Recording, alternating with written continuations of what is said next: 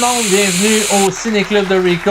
Aujourd'hui, on va faire une vidéo spéciale. J'ai mon ami et collègue Anthony Pattison qui est là. Hein? Bien sûr. On est content. Tony est dans la place et aujourd'hui, c'est Anthony qui nous a concocté quelque chose de spécial. Oui. Il a décidé de faire un top 10 des 10 meilleurs films d'horreur asiatiques. Oui, tout à fait. Et pourquoi j'ai fait ça? Parce que j'ai un petit amour, affection pour ce genre de film-là. Parce que à la fin des années 90, début 2000, il y a eu un mouvement d'horreur dans ce coin du monde-là. Un renouveau. Il a dit, en fait, un renouveau, une renaissance du cinéma d'horreur asiatique. Il y en a eu un peu dans les années 60, 70 à peu près, là. Mais il était très gore, puis c'était surtout érotique, là, érotico-horreur un peu, là. T'as-tu de la misère avec ça? Non, j'ai pas de misère avec ça.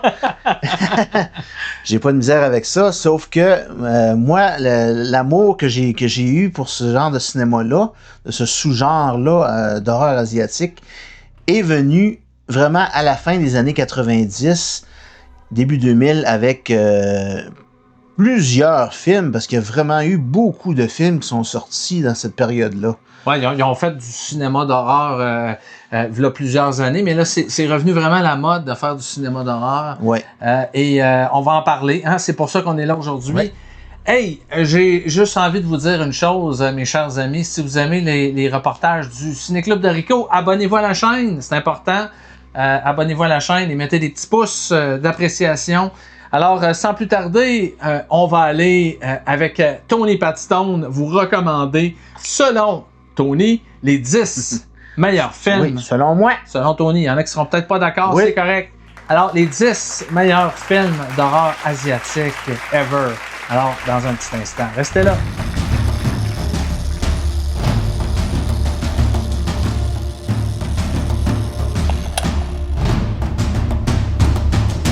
Alors, Tony, il faut commencer quelque part. On va commencer avec le numéro 10. On va se rendre jusqu'au numéro 1. Oui, on ne commencera pas par le 1 puis après ça aller au 10.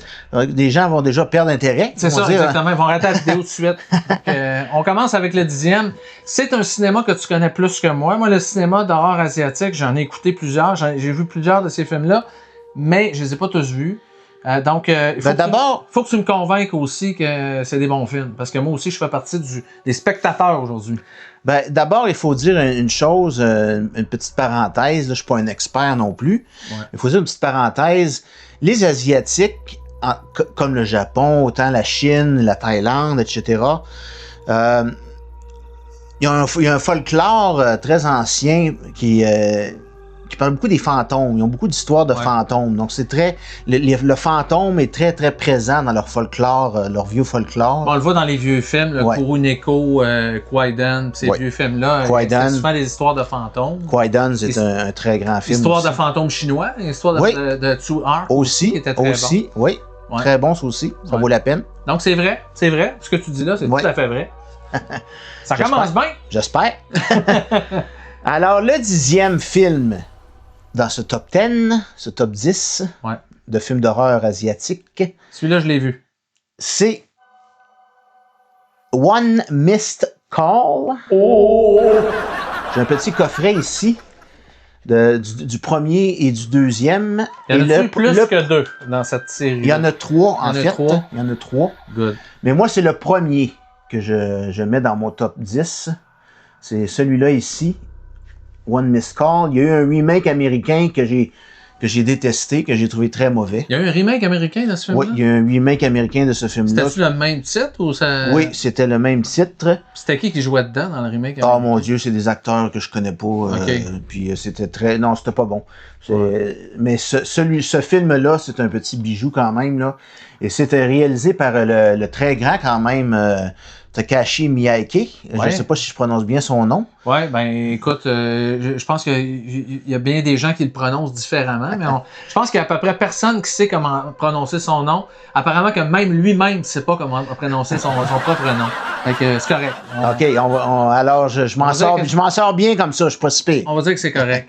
Mais pour raconter un petit peu le synopsis de One Missed Call. Alors, One Missed Call, ça commence... en gros, là, c'est cette jeune...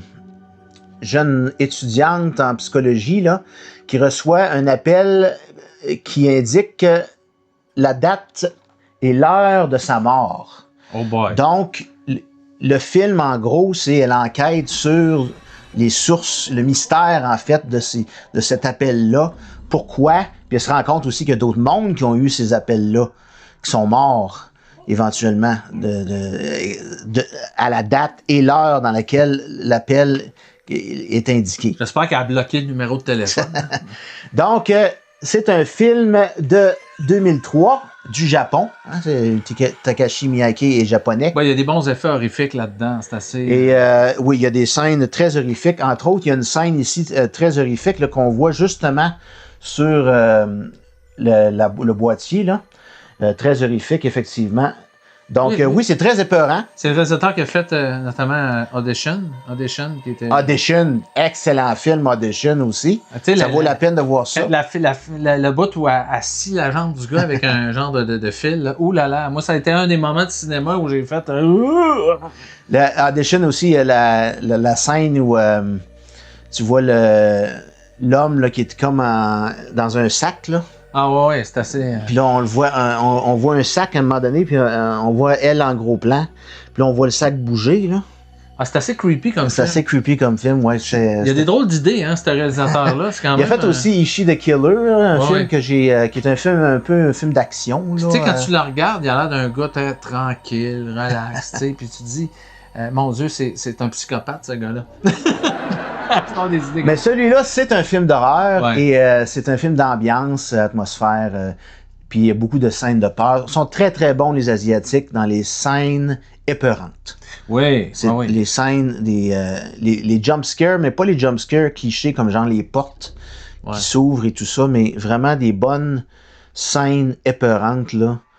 On va en parler d'une particulière tantôt qui a saisi donne des beaucoup frissons. de gens. Là, oui, qui a saisi beaucoup de gens, effectivement. J'ai un film en tête là, en ce moment. Oui, effectivement. Donc, One Missed Call, tu le mettrais numéro 10. One Missed Call, numéro 10, effectivement, sur la liste. Et on va passer au 9e. Yes, sir. Alors, en 9e position, un film que je connais pas du tout. Donc là, il faut que tu me le vendes à moi aussi. En 9e position, c'est un film effectivement moins connu.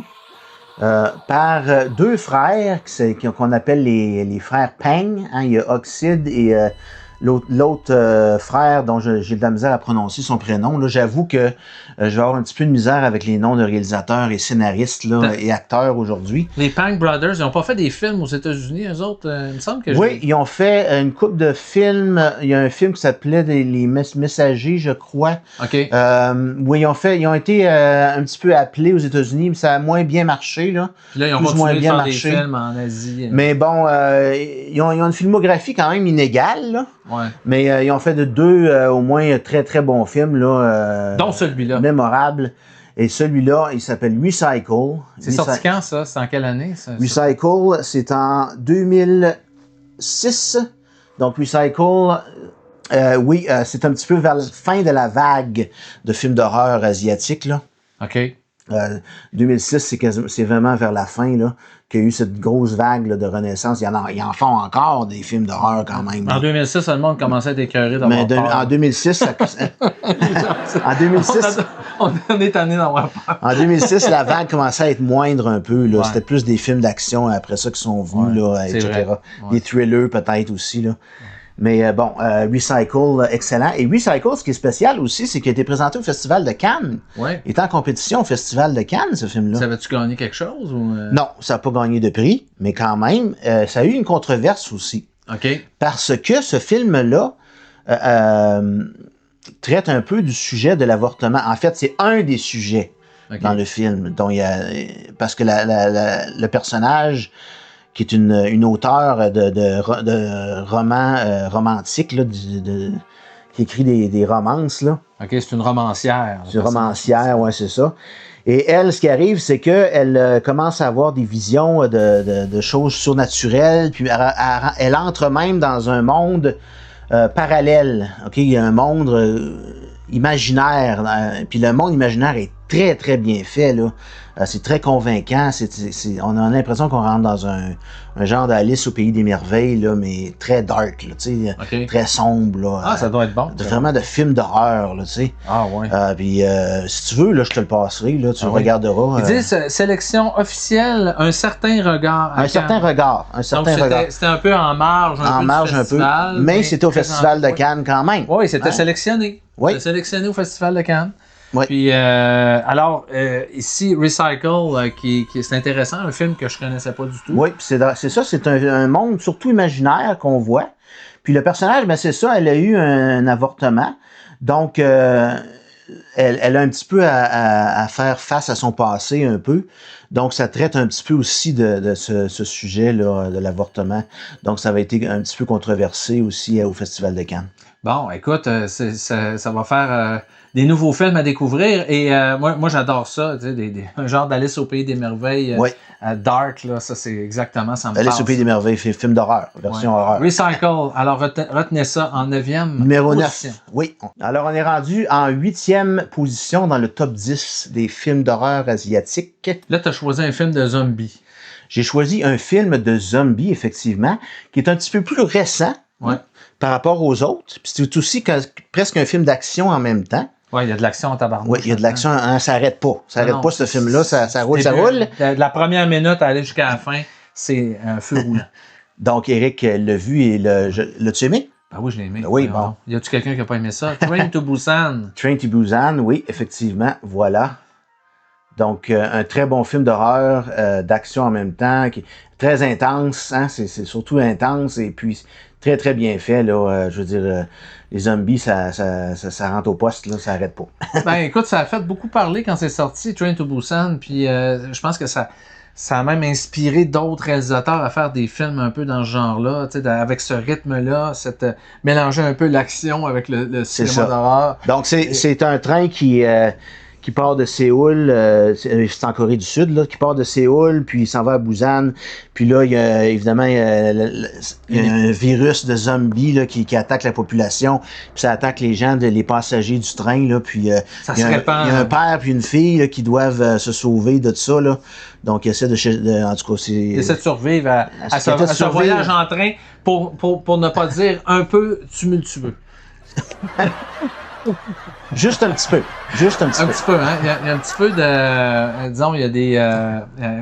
il y a des turbulences dans le train. Ouais, c'est ça.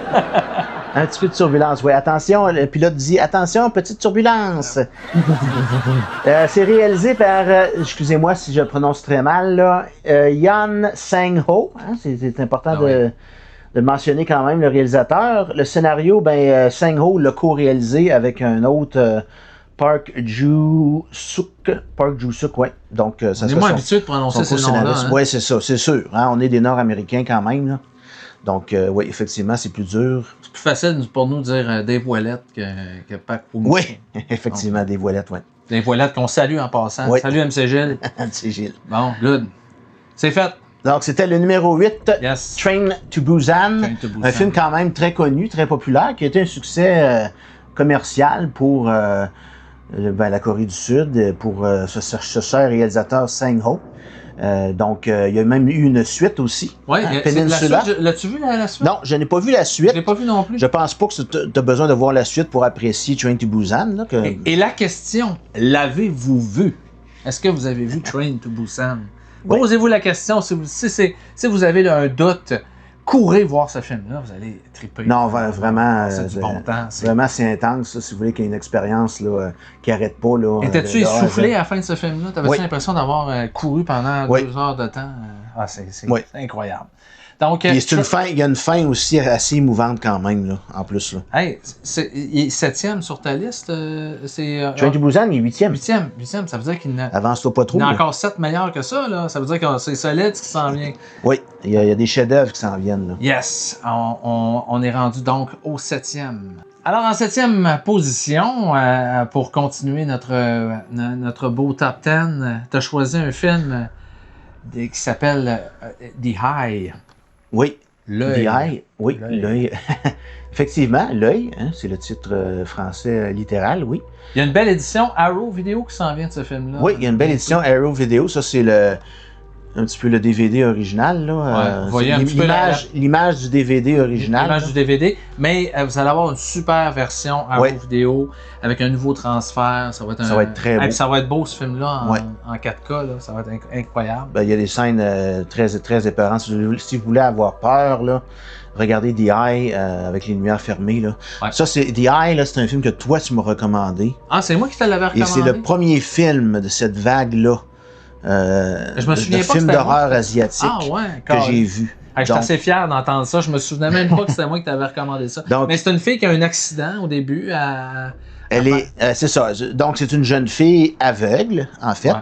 Puis, elle a une transplantation cornéenne hein, des yeux. Elle a ce qui arrive, c'est que quand elle a sa transplantation, ben là, elle se met à voir comme des fantômes. Ouais. Hein, elle a des visions. Très épeurante là, fait que là on tombe un peu dans le folklore encore, les histoires de fantômes. Qui reviennent un peu. C'est le classique du cinéma asiatique. Mais c'est encore un film beaucoup d'ambiance, d'atmosphère. Des jumpscares en masse. Des jumpscares en masse, mais des jumpscares très bien faits là. Si vous avez des petits problèmes cardiaques, c'est pas un film peut-être pour vous là, parce que vous allez voir que ça fait monter votre niveau. Ça fait ça fait des pulsations cardiaques assez... Oui, faites attention. Ouais. Mais c'est un excellent film, The Eye, là. Il y a eu un remake américain, mais perdez pas de temps avec le remake américain. Là. Allez directement au film, à l'original, parce que c'est largement supérieur. Je dois dire qu'on a parlé de Recycle, tantôt en 9e place. Et c'était réalisé par les mêmes frères Pang. C'est les frères Pang qui ont c'est les Pang Brothers qui ont également réalisé The Eye. Donc, ce sont de très bons réalisateurs. J'ai rien à dire sur eux. Là. C'est The Eye, très bon. Une coproduction de Hong Kong et de Singapour. Ils sont bons, les Pang? Les Pang? Oui, les Pang Brothers? Les Pang Brothers, les frères Pang, oui. Alors, bravo les boys, 2 films, films aujourd'hui. Hein? Quand même, 2. Ouais. Et je pense qu'il y en a peut-être un autre réalisateur qui va avoir 2 films aujourd'hui, peut-être. Oui, il y a un autre réalisateur qui a 2 films sur la liste. Bravo les Pang Brothers pour The Eye. Alors, mettez ça sur votre liste. Vraiment, ça, c'est... Non, vraiment, là, oui, j'avais une petite soirée à avoir peur, là. Oui, il y a vraiment des bonnes scènes d'horreur. L'ambiance du film est écœurante. Il y a entre autres une scène... non, je peux pas le dire. Je peux rien dire parce que c'est... Tony... Sinon, on vend le punch, puis on vend des punch, puis... On ferme notre gueule, on arrête là. C'est ça. Allez, regardez le film, ça c'est important. Oui, puis une belle édition Arrow Vidéo qui s'en vient aussi. Ouais. Puis après avoir vu 21 avril. Ouais, après avoir vu le film, vous allez voir des fantômes partout. Là. Vous allez pas dormir pendant une semaine, mais vous allez avoir des bons souvenirs de cinéma. C'est ça. Yes! Alors, on arrive en 6e place. Oui, 6e. Et là, tu as choisi du gros calibre. Là, les 6 derniers, les 6 prochains, 1 à 6, là, c'est des chefs-d'œuvre. Selon moi, là, c'est ce qu'on pourrait appeler en bon anglais là, des masterpieces. Ça a dû être difficile pour toi de les positionner parce que ces films-là, on pourrait quasiment les mettre sur un pied d'égalité. Là. C'est 6 films. Absolument, on pourrait quasiment les mettre sur un pied d'égalité, oui. Il y en a qu'on a mis quasiment, on va le voir au début, parce que c'est vraiment des films qui ont passé l'épreuve du temps, qui ont été des films importants. Ouais. C'est peut-être le côté historique de la chose qui a fait que... Qui ont déplacé les autres, c'est ça. Exactement. Ouais. Alors, on y va avec ton 6e choix. Le 6e. Qui, à mon avis, est très judicieux. Oui, tout à fait. C'est Dark Water, hein, qui a également eu un bon petit remake quand même avec Jennifer Connelly. Mais celui-là est réalisé par Hideo Nakata. Vous allez voir qu'il va revenir aussi dans la liste tantôt. Oui, avec un autre film qui a bien marché. Qui a bien marché. Ça, c'est Arrow Video qui ont sorti cette édition-là. Il sort des très bons films Arrow Video, puis surtout des films de genre. Là, avec plein de bonus. Oui. Plein de bonus. Et ça, il y a vraiment des scènes horrifiques assez incroyables. Moi, je l'ai en DVD, j'ai une édition DVD. C'est un bon film aussi sur une relation entre une mère et sa fille. En fait, c'est une mère divorcée qui déménage avec sa fille dans un appartement, puis l'appartement semble hantée. Elle a des visions aussi d'une autre jeune fille fantôme, fantasmagorique. Là. Ouais. Donc, c'est un petit peu ça, en gros, l'histoire. Il y a aussi un plafond là, qui semble... ça coule, puis ça se démolit. Puis, en tout cas, c'est ça. Il y a surtout elle a des visions hallucinatoires, et etc. Là. Encore une fois, le fantôme est présent dans l'histoire. C'est vrai que le remake était quand même pas mal de ce film-là. Il était bien. À date, des remakes des films qui ont été faits, de ceux qu'on a parlé, c'est jusqu'à maintenant. Jusqu'à maintenant, c'est le meilleur. Celui-là était correct, mais encore là, c'est l'original. Mais qui l'original. remporte le morceau, c'est excellent. Ouais. Hideo Nakata. Nakata. Ouais. Alors, Ça, je pense qu'il est assez facile à prononcer. J'espère qu'on le prononce bien. Darkwater. Et ce qui est le fun, c'est qu'à cette heure, ces films-là sont relativement faciles à trouver dans des belles éditions. Je me rappelle, Tony, dans le temps où on découvrait ces films-là, des fois, il fallait chercher. On les avait pas toujours dans des des beaux formats. Des fois, on les voyait en VHS, Ouais. dans des versions qui étaient un peu massacrées. Mais ouais. là, on les retrouve vraiment dans des versions, et c'est des films, la direction photo de ces films-là contribue énormément à l'ambiance du film, et c'est un réalisateur qui connaît son affaire, qui sait comment. La direction photo de ce film-là en particulier, Ouais. elle est de loin est une des meilleures par rapport aux films d'horreur asiatiques là, qu'on peut penser vraiment. Là, c'est une des meilleures. C'est vraiment exceptionnel. Donc, Darkwater Oui. en 6e position. Donc, Oui. excellent choix, Anthony. J'ai hâte de voir les 5 premières places. Oh oui. D'autres chefs-d'œuvre. OK, là, on est rendu en 5e position. Oui, 5e position, Eric. Un film de Kurosawa, et peut-être pas celui que vous pensez. C'est pas Akira Kurosawa. Pas Kura, non. Non, son prénom, c'est Kiyoshi Kurosawa. Aucun lien de parenté, donc ils sont pas... J'imagine que c'est un nom qui revient peut-être au Japon. Hein, c'est un film... C'est comme Tremblay au Lac-Saint-Jean, il y en a plein. C'est un film japonais. Ouais. Donc, comme le précédent d'ailleurs, Darkwater était aussi japonais. Je ne l'avais pas mentionné, mais ça venait aussi du Japon. Ça, il y a des scènes horrifiques assez impressionnantes dans ce film-là. Oui. OK. Ça, c'est un film où il y a des esprits qui tentent d'intégrer le monde réel par l'Internet, imaginez-vous. C'est un film de 2001. Donc, on peut le montrer. C'est Pulse. Il s'agit bien de Pulse. De Kiyoshi Kurosawa, qui est un des réalisateurs importants dans le renouveau du cinéma d'horreur. Encore aujourd'hui, il fait des films d'horreur encore, c'est sa spécialité. Oui. Et moi, j'en ai vu plusieurs des très très bons de lui. J'ai vu Cure qui était excellent. Cure était également un bon film, oui. Ouais. Puis moi, j'adore ce réalisateur-là. Il a vraiment un sens pour créer des atmosphères dans son film. Il y a une très très belle réalisation. Un bon build-up dans chacun de ses films. Oui. Puis il sait utiliser vraiment des trucs du quotidien pour nous plonger dans l'horreur. Ici, l'Internet, là, qui fait partie de nos vies. Et qui, L'Internet fait tellement partie de nos vies maintenant. En plus, ça a été fait en 2001. C'est comme si c'était un petit peu en avant de son temps, quasiment, là, parce que l'Internet est tellement présent maintenant. L'Internet a réussi à nous posséder toute la gang, donc ça a marché. Les esprits sont venus. Non, il y a vraiment des scènes aussi encore très épeurantes dans ce film-là. Puis je pense à une scène en particulier là, où il y a un personnage, un des principaux personnages, qui voit comme un esprit de loin s'avancer lentement. Au lieu de s'avancer rapidement, le réalisateur, justement Kurosawa, il a fait avancer l'esprit lentement. Mais c'est tellement bien fait qu'on a peur. On le voit avancer lentement, qu'on a le temps d'avoir peur. Je trouve ça absolument efficace comme scène, là. J'ai trouvé ça brillant. T'as peur longtemps, là.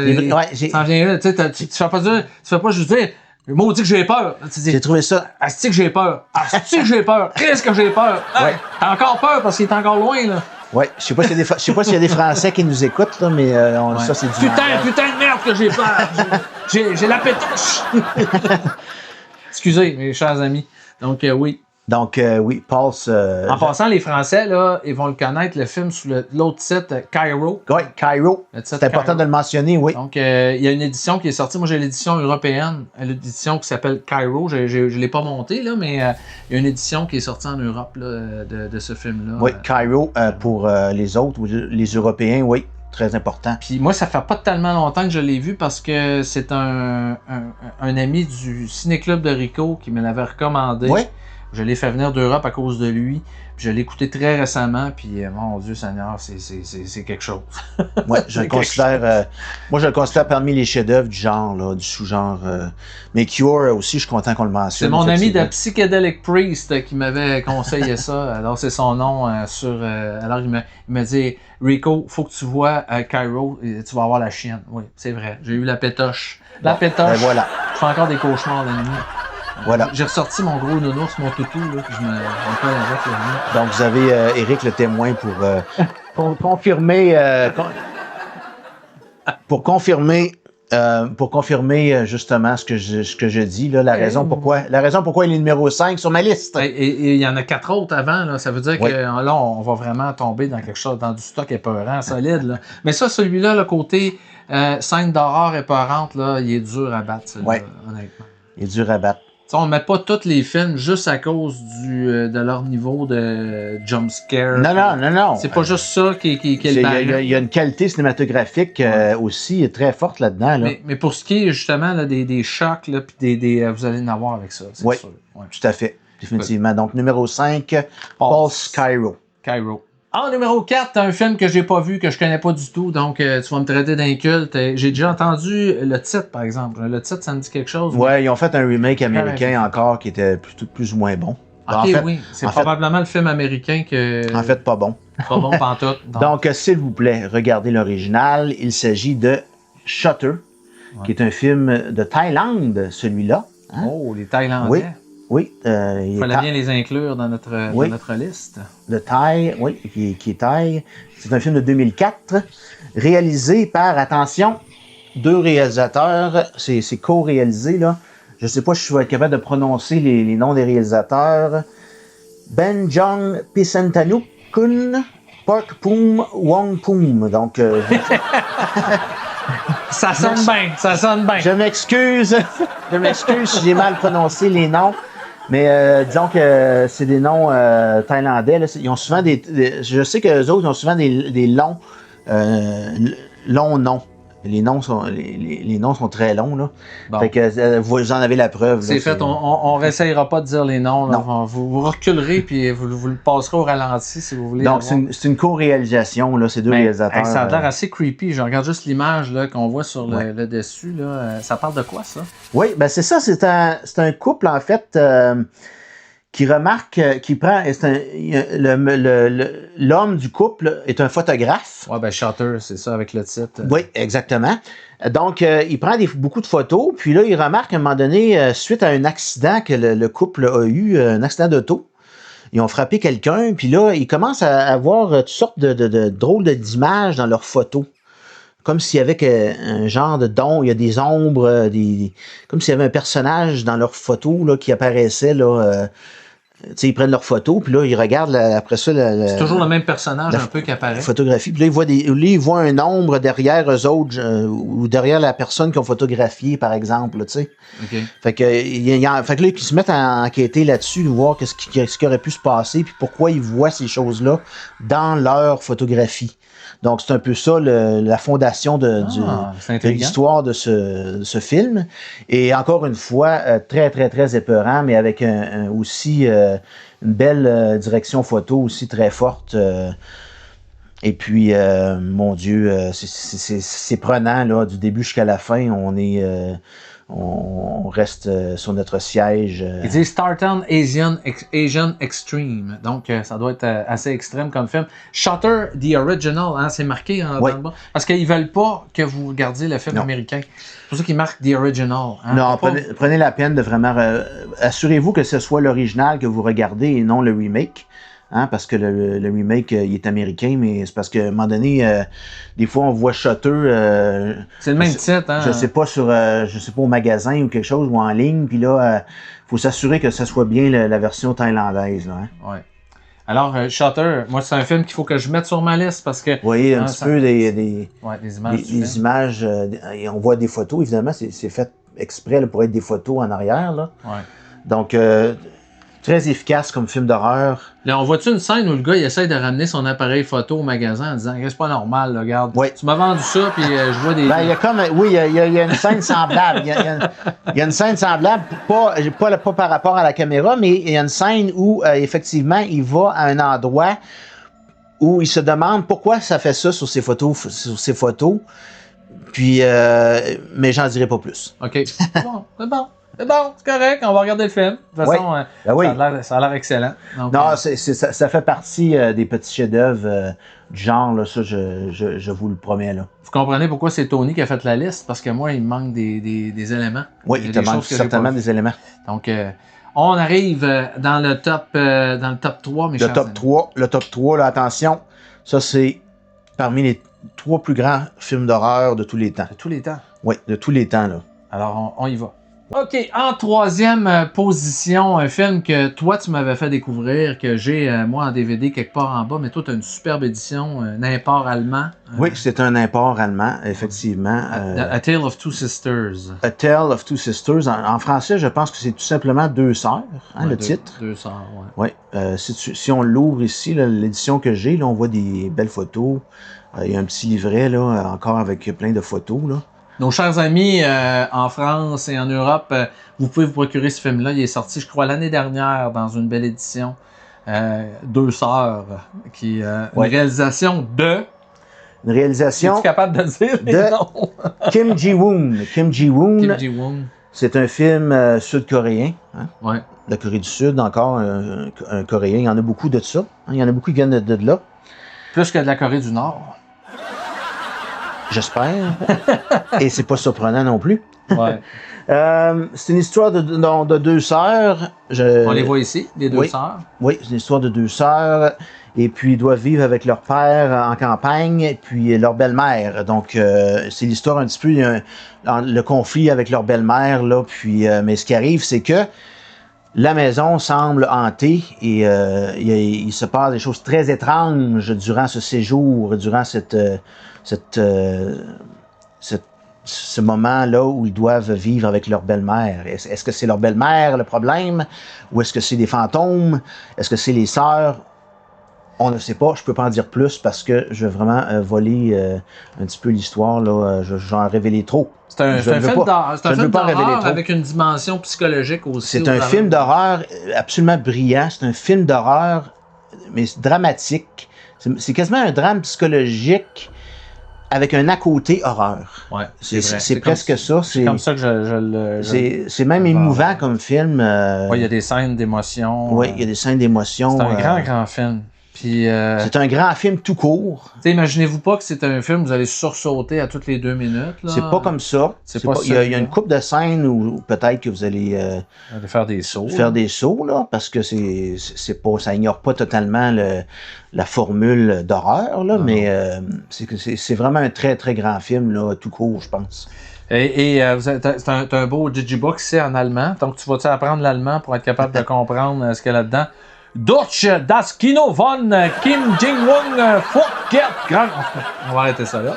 Ben, j'ai compris, Kim Ji-woon, ça c'est le réalisateur. OK, je sais. C'est quand même pas pire. Là, En fait, c'est le réalisateur et le scénariste. Donc, c'est vraiment un film d'auteur. On a au moins compris ça. Il a écrit et réalisé son propre film. Hein. Ça, quand même, il faut le faire. Très bien. Ouais. Ici, le temps aussi est important dans ce film. On voit beaucoup le temps dans ce film-là aussi. Donc ça, Deux sœurs, A Tale of Two Sisters, un chef-d'œuvre. Ouais. J'ai pas peur de le dire, là, c'est un chef-d'œuvre. En numéro 3. Oui. Pas pour rien? Pas pour rien, non.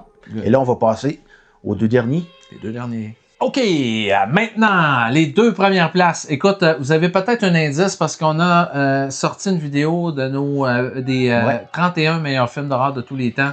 Et ces 2 films-là, évidemment, était dans la liste. Oui, et j'ai respecté notre liste de films d'horreur parce que si j'avais changé, j'avais pas mis ces 2 films-là, c'est comme si j'aurais trahi un peu notre liste de films d'horreur. Qui était parfaite, pour ainsi dire, pour Ouais. nous. Qui est un petit peu, moi je la considère comme ancrée dans le béton pour nous, là, pour nous deux. Ouais. Là. Pour l'instant. Pour Ouais, l'instant. Pour du moins. l'instant. Ça On peut verra, peut-être changer on verra dans 10 10 ans, 20 ans. Là. Ouais, c'est ça.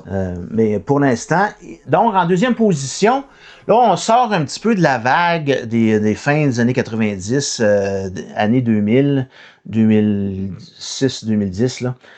Donc on a un film de 1977 qui était sur notre liste de films d'horreur de tous les temps, des 31 films d'horreur de tous les temps. Il s'agit de House. House. De Nobuhiko Obayashi. Oui, effectivement, Eric l'a bien retenu. Nobuhiko, en tout cas, j'ai eu une fois au moins, une fois sur deux. Une belle édition de Criterion ici, en passant. Là. Ça, c'est complètement capoté, ce film-là. C'est vraiment un trip visuel. Si vous regardez ça, Ouais. là, vous allez... il y a de tout là-dedans. Et ça, c'était comme la première réalisation de ce réalisateur-là. Écoute, il s'est lancé là-dedans, tête baissée, et c'est un peu comme un genre de Scooby-Doo mélangé. On voit de tout là-dedans. L'imagerie du film est absolument... c'est capoté. On a l'impression quasiment de faire un trip de LSD quand on écoute le film. Ah oui. On voit des ça. têtes qui volent, on voit des pianos qui attaquent du monde, on voit des... Mais c'est vraiment unique comme film, là. Ça se distingue de... Je pense que c'est ça qui fait que ça sort du lot, puis que Ouais. c'est un film unique en son genre. Ouais. Qui... C'est quoi un petit peu l'histoire, en général, là, en gros? Ben, c'est une bande de jeunes filles. Là, c'est une jeune fille qui rend visite à sa tante. Là. Elle invite des amis à passer du temps à la maison. Et on se rend compte que la maison est vivante. Elle attaque les gens. C'est ça. Donc, House. Littéralement vivante. Donc, mais il y a de l'imagerie, il y a des scènes tournées, des scènes d'animation. On voit du sang, du gore. Il y a de tout. Là. Vraiment, vous n'avez pas besoin de fumer un gros joint avant d'écouter le film. Je pense que... Le film, c'est le joint. Le film, c'est comme fumer un gros joint de pote. Là. Mais moi, j'ai capoté. La première fois que j'ai vu ça, là, je me suis dit, mon Dieu, ça... C'est un objet unique dans l'histoire du cinéma. Quand on parle des fois des grands films du monde, ça, c'en est un. Ouais, c'est pas pour rien que Criterion l'a distribué comme film aussi. Ouais, puis vous avez à l'intérieur, ceux qui achètent le Criterion, là, vous avez un beau livret là, à l'intérieur. Et je peux vous garantir, quand vous voyez les images un peu, là, c'est très coloré comme film. C'est mémorable. C'est assez mémorable. Oui, mémorable. Et c'est pas un film qui est très long, hein, ça dure 88 minutes et c'est intense. Là. C'est toute une expérience cinématographique qui ressemble à rien d'autre. Donc, je vous le recommande chaudement, House, qui mérite sa place en numéro 2. Il était sur la liste de nos 31 meilleurs films. Alors, merci à Tony d'avoir respecté la liste. C'est un film japonais. Non, c'est un film marquant, là, très marquant. Ouais. Donc, il est numéro 2. Je le considère aussi comme un chef-d'œuvre. Oui. Good. Numéro 2. On passe au numéro 1. Numéro 1. OK, maintenant, on arrive à la pole position. Le numéro 1, le film le film d'horreur asiatique numéro 1 de tous les temps. Oui. À notre avis, à ton avis surtout. C'est un film d'un réalisateur dont on a parlé tantôt, qui a réalisé Darkwater. Oui. Et, donc, Hideo Nakata. Et ce film-là, ça a parti la vague du cinéma. Oui, ce film-là n'est peut-être pas nécessairement le premier, parce qu'il y a un film qui s'appelle Whispering Corridors, aussi, qui est un film d'horreur asiatique, qui est sorti un petit peu en même temps que ce film-là. Par contre, c'est vraiment le film dont je vais parler, notre numéro 1, mon numéro 1 en fait. Oui, ton numéro 1.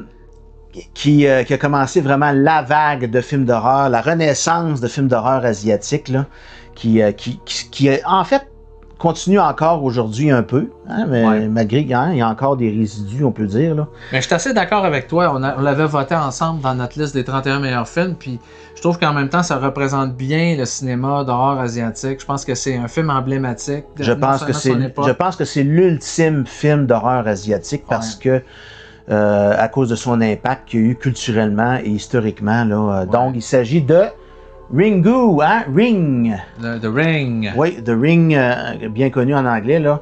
Le cercle. Oui, il y a eu un remake de ce film-là américain qui était très bon aussi. Le remake était bien fait. Ça c'en est un bon remake. Ça, c'en est un bon remake. Naomi Watts. Oui. Mais, Donc, Ringu, je pense qu'on connaît un petit peu généralement l'histoire. C'est basé sur un roman, en passant, hein, de Koji Suzuki. Hein, Koji Suzuki a écrit le roman avant. Ouais. Par contre, moi, de ceux que je connais qui ont lu le roman, ça a l'air que c'est très différent, le film. Là. Okay. Ça se distingue beaucoup du roman. Là. Alors, il est question d'une vidéocassette là-dedans. Oui. Alors, on se passe une vidéocassette où on voit une jeune fille apparaître, sortir d'un puits. Oui. Une vidéo très étrange, là, des images très étranges qui semblent pas connectées ensemble, là, qui sont comme, c'est ça, disjointées un peu, là. Ouais. En tout cas. Puis, c'est ça. Puis là, on a comme 7 jours, on a reçu un téléphone, puis là, il y a comme 7 jours, t'as 7 jours à vivre après avoir vu ce vidéo-là. Qu'est-ce qui arrive? Ben là, je pense que un petit peu tout le monde connaît cette fameuse image-là célèbre. La petite fille avec les cheveux noirs, et longs. De la fille. Dans ce film-là, s'appelle Sadako. Dans The Ring avec Naomi Watts, ça s'appelle Samara, mais originellement, c'est Sadako. Qui sort de la télévision. Oh là, ça, c'est creepy, ça. Et qui vient faire peur à ses... tellement peur à ses victimes qu'ils en meurent. Donc, voilà. Ah oui, moi, je triperais pas de voir cette petite fille-là sortir de ma TV. Là. Juste la voir sortir de la télé, déjà, c'est... Je dirais, allô, qu'est-ce que tu fais ici? T'es pas supposé être couché à cette heure-là? Hein, qu'est-ce que tu fais dans mon salon, là? Hein? J'aime pas ça, moi, voir ça, là. Mais Ringu, oui, c'était assez... Ringu, c'est un film marquant de l'histoire du cinéma d'horreur. Tu sais, c'est un film que tu regardes, puis des fois, tu es comme... pas sûr que je veux voir ça, moi, là ce qui se passe. Hein. Mais ça a tellement été marquant qu'il y a eu comme des pranks qui ont été faits. Je sais pas si tu as vu ça, là. Mais il y en a qui ont littéralement fait ça dans un... Tu vois, à un moment donné, dans un magasin, ils vendent des télévisions, là. Ils en ont fait une TV où il y a un trou. Puis là, tu vois une jeune fille sortir de la TV. Je suis pas surpris du tout. Je suis pas surpris. Puis là, tu vois le monde qui capote. Là, ça a vraiment l'effet. Les gens reconnaissent le film. Les gens l'ont vu. Puis, ça a été un phénomène culturel, là, vraiment. Là, ça reste creepy. Quand tu vois la jeune fille, là, la façon dont... ça a l'air niaiseux, mais la manière dont ils l'ont filmé, qu'ils l'ont arrangé, là, je sais pas. Moi, j'ai pas le goût de la rencontrer sur le coin de la rue. Là. Ça a commencé aussi la vague avec la fille avec les cheveux longs, là. Vraiment, il y a ça dans Ju-On aussi, qui est The Grudge, là, qui est un autre film d'horreur asiatique aussi, qui est pas sur ma liste. Ouais. Ça veut pas dire que c'est pas bon. Non, c'était bon. C'était bon quand même, The Grudge.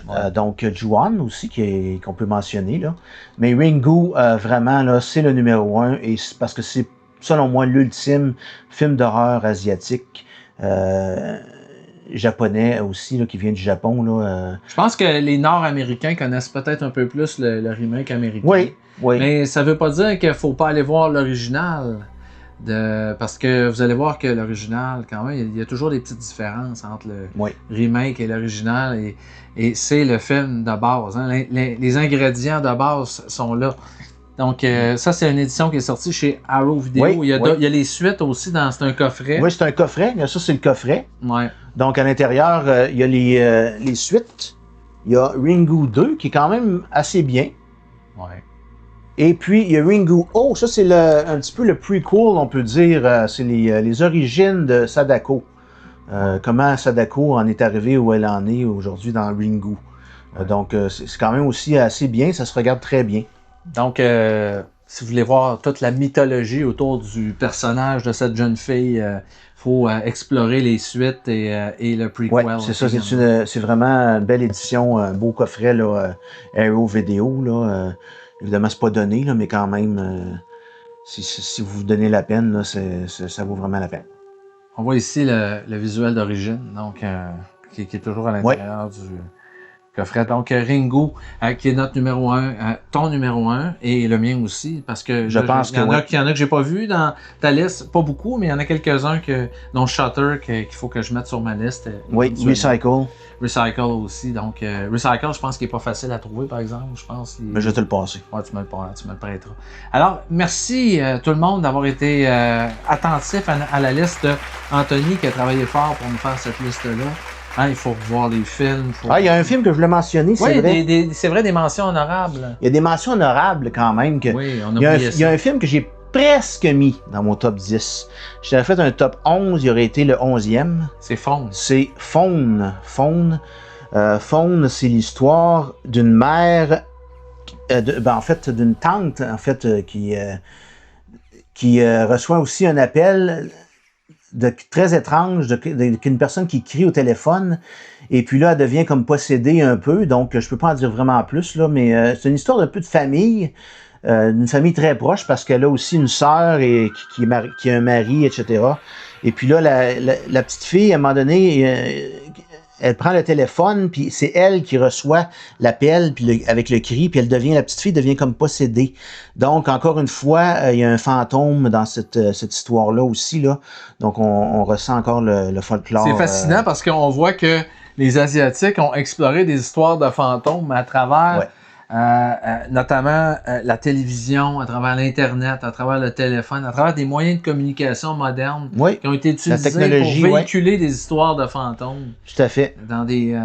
Alors, ça a été... C'est des bonnes idées, vraiment. Ils ont des bonnes idées. Ouais. Évidemment, il y a les classiques du cinéma japonais qu'il faut voir, évidemment, Kwaidan. Kwaidan en vaut la peine aussi. De Kobayashi. La raison pourquoi je ne l'ai pas mis, Kwaidan, c'est parce que c'est un petit peu une anthologie, hein. C'est des histoires courtes. Là, puis, mais c'est un film qui aurait très bien pu se retrouver sur la liste aussi. Kuroneko aussi, qui est très très bon. Cure de Kurosawa Cure, aussi. On l'a mentionné aussi. Donc, c'est tous des bons choix. Ju-On, The Grudge, c'est tous des bons choix. Donc, vous avez, j'espère que vous avez pris le temps de vous faire une belle liste, hein, les films que vous n'avez pas vus là-dedans. Il faut les voir au moins une fois dans votre vie. Vous allez être terrorisé quand vous allez avoir passé au travers de tout ça. Là, si vous avez d'autres films aussi que vous voulez mentionner, il n'y a pas de problème. Oui, mettez-les dans les commentaires. Oui, c'est ça. Dans les commentaires, vous pouvez les écrire. Il n'y a pas de problème. Moi, j'ai rien contre. Là. Je ne suis pas fermé à tout. Là. Il y en a des fois qui disent, quand on fait des top 10, souvent, hein, puis ça arrive. C'est juste 10 films. Là. Même quand on le mentionne, on se dit, on n'est pas la science infuse. On vous donne ça. C'est nos suggestions. Vous en faites ce que vous voulez. Hein? On n'est pas en train de dire que c'est nous autres qui détient la vérité absolue. Mais on peut vous dire quand même, assurément, que ces 10 films-là, c'est des films solides, que c'est des films qui méritent quand même d'être là. Mais bon, il y a peut-être des gens qui vont dire « Ouais, j'aurais mis tel autre film avant. » C'est correct. C'est sûr que ça va arriver. Faites-nous votre liste, hein? Faites-la, votre liste. Mettez-le là. On va être bien content de la lire puis de partager avec vous, d'échanger. C'est ça qui est le fun. Tony aussi va voir les commentaires. Je vais aller lire les commentaires définitivement sur cette liste-là que j'ai fait. Là. Puis on répond à tout le monde. On répond à tout le monde, puis ça nous fait grand plaisir. C'est un gros possible pour vraiment prendre le temps de tout lire comme il faut, là, puis bien analyser. Ouais, merci Tony d'avoir pris le temps de faire ça. Plaisir. Alors, abonnez-vous à la chaîne du Ciné Club de Rico si ce n'est pas déjà fait. Restez là parce que dans quelques jours, je vous reviens avec plein d'autres beaux sujets sur le cinéma. Tony va revenir également dans d'autres chroniques. On a plein d'idées pour vous. On a plein de films à vous suggérer. Donc, lâchez-nous pas et c'est toujours plaisant d'échanger avec vous. Alors, merci tout le monde et on vous dit à la prochaine et bon cinéma.